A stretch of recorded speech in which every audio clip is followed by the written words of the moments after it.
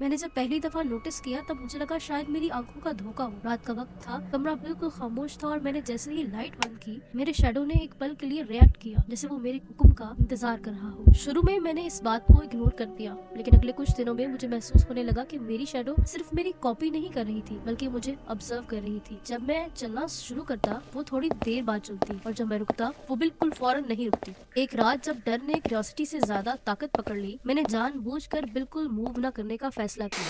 मैं खड़ा रहा, सांस भी धीमी कर ली और अपनी शैडो को दीवार पर घूरते हुए देखता रहा। लेकिन फिर कुछ ऐसा हुआ जो मेरे लिए सबसे ज्यादा खौफनाक था। मैं बिल्कुल स्टिल था, लेकिन मेरी शैडो ने धीरे से अपना हाथ उठाया, जैसे वो मुझे सिग्नल दे रही हो। उस लम्हे मुझे याद आया कि शैडो हमेशा रोशनी की वजह से नहीं होती, बल्कि तब बनती है जब कोई चीज रोशनी और हमारे दरमियान होती है। और उस रात जो चीज मेरे और रोशनी के बीच खड़ी थी, वो मैं नहीं था। मुझे उस वक्त ये समझ आ गया कि कुछ चीजें तब तक सिर्फ हमारी परछाई बनी रहती हैं जब तक हम उन्हें देखते रहते हैं, लेकिन जैसे ही वो अपनी नजर हटा लेते हैं, वो अपनी मर्जी से चलने लगती है। अब मैं अंधेरे से डर कर लाइट नहीं जलाता, बल्कि इसलिए जलाता हूँ कि कहीं मेरी शैडो फिर से मुझसे पहले ना मूव कर जाए। अगर तुम्हारी शैडो कभी तुमसे पहले मूव करे, तो क्या तुम पलट कर देखोगे या फिर अंधेरे को ही अपनी हिफाजत समझ लोगे?